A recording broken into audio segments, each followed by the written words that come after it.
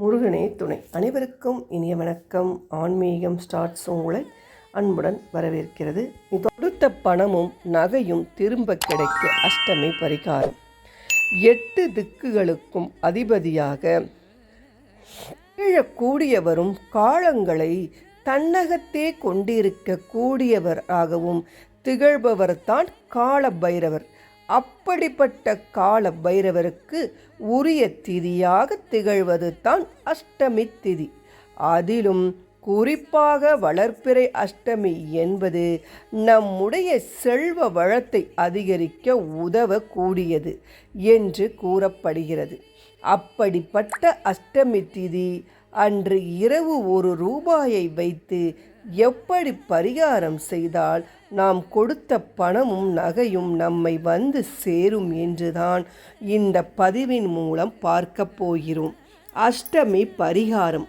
பொதுவாக வளர்ப்பிறை அஷ்டமி சமயத்தில் அஷ்டலட்சுமிகள் அனைவரும் கால பைரவரை வழிபாடு செய்வார்கள் என்றும் அவர்களுடைய சக்திகளை புதுப்பித்து கொள்வார்கள் என்றும் கூறப்படுகின்றது.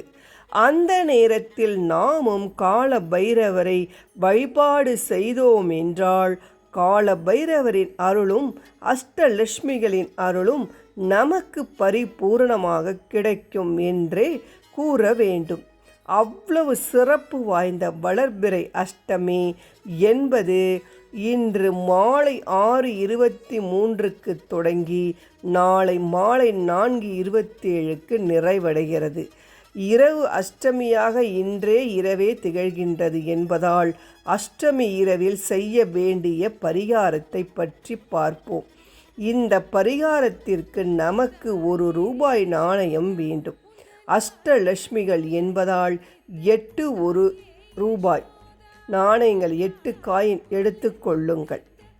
அனைவருக்கும் அஷ்டலட்சுமிகளின் பெயர்கள் நன்றாகவே தெரியும் அல்லவா?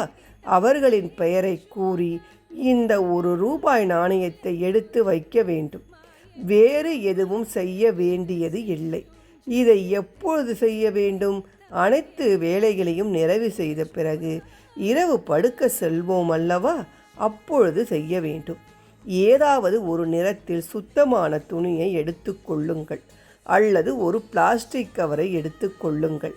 நீங்கள் யாரிடம் பணத்தை கொடுத்தீர்களோ அந்த பணம் உங்களிடம் திரும்பி வருவது போலும், யாரிடமும் நகையை கொடுத்தீர்களோ அந்த நகை திரும்பி வருவது போலும் மனதிற்குள் நினைத்து கொள்ளுங்கள். பிறகு ஒவ்வொரு ₹1 நாணயத்தையும் எடுத்து ஒவ்வொரு லட்சுமியின் பெயரை கூறியவாறு நாம் எடுத்து வைத்திருக்கும் துணியிலோ அல்லது கவரிலோ போட வேண்டும்.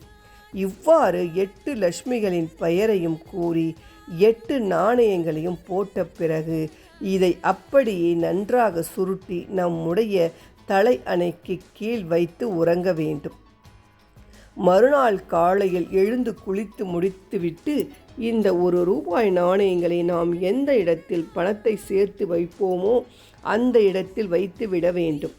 இயன்றவர்கள் அன்றைய தினம் அருகில் இருக்கக்கூடிய சிவ ஆலயத்திற்கு சென்று கால பைரவரை ராகு காலத்தில் வழிபாடு செய்வதும் கால பைரவரின் வாகனமான நாய்க்கு உணவளிப்பதும் நல்ல பலனை தரும். இந்த எளிமையான ₹1 பரிகாரத்தை முழு மனதோடு இன்று இரவு செய்பவர்களுக்கு அவர்கள் பிறரிடம் கொடுத்த பணமும் நகையும் அவர்களிடமே திரும்ப வந்து சேரும் என்ற தகவலை கூறி இந்த பதிவை நிறைவு செய்து கொள்வோம். நன்றி, வணக்கம்.